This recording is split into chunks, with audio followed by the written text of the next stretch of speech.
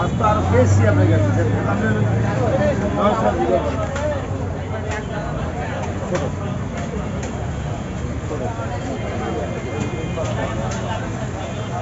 কত করে কারণটা কি?